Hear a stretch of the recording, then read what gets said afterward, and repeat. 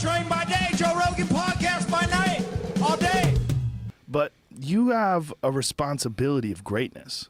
Yeah. There's very few people that ever get to the position that you not just were in when you won the title, when you were the youngest ever UFC heavyweight or light heavyweight champion. Not just that, the youngest ever UFC champion.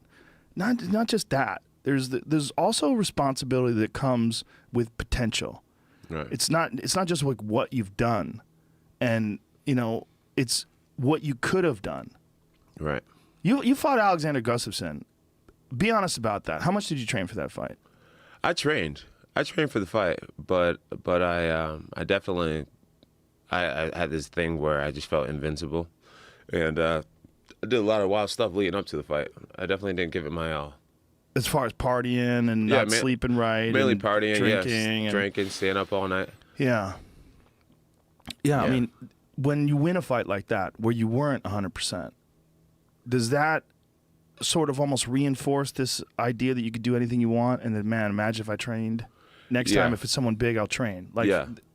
So I have this. I'm going to share something with. I'm not sure if I've ever shared this with anyone else before, but I had this crazy thing that I would do, where I would party 1 week before every fight, and I did it throughout my whole career, and this was stupid, but it was this mental crutch that I had.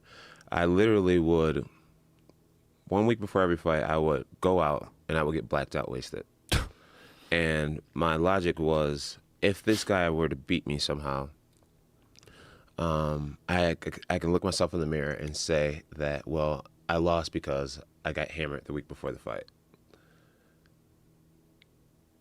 So it was a built-in safety net. It was a safety net. Yeah, exactly. So I did it my whole career. I would go out and get hammered 1 week before every fight. Have you ever worked with a sports psychologist? No, but now I don't. My Ovin St. Preux fight was the first fight that I did not do that. It was my worst performance. So I don't think it was your worst performance. I think you were very unjustly criticized for that fight, because I think Ovin St. Preux is a very tough guy. He's a very difficult fighter. He's very strong. He's got a brutal left kick. Yeah. He's athletic. He moves well. I believe it was a good performance, but it was still my worst performance. See, I think Ovin St. Preux is a really tough guy, and it was a tough fight, and you hadn't fought in a long time. You were off for how long? How many months? 16 months or something? Yeah, it was over a year. Yeah, it was a long time. Over a year. I had a lot of stuff going, yeah. And then you're fighting a guy who'd been pretty active and fought some good guys, had a great victory over Shogun, and looked real good in a lot of his fights, and was an up-and-comer. The main thing about Ovins that really bothered me was he was the most, he was seasoned. He actually has been fighting longer than I have. A lot of people don't realize that. But he was just so green and raw still. Like skill-wise. Like, I don't... I study everybody extensively, and then I come up with their patterns. I figure out the way they flinch. I figure out their first favorite punch, their second favorite punch, their third, their favorite combinations, their setups to their takedowns, when they clinch, what side their head's going to be on. Literally everything. I know everything about every opponent, what side they're going to shoot, whether it's going to be a head inside, head outside. What am I going to do about that, I figure out everything, why they shoot, what area of the cage they like to shoot, everything.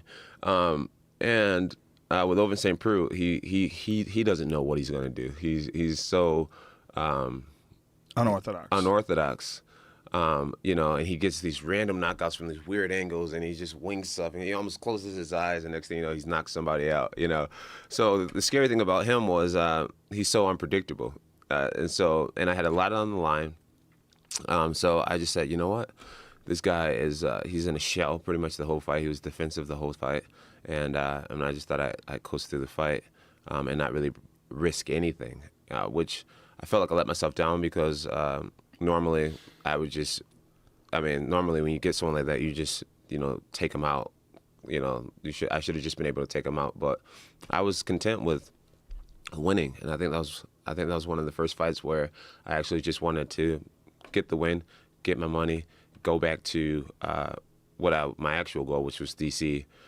Instead of wanting to finish this guy like normal. So I had to really question myself on why I was like that, why I was content with coasting.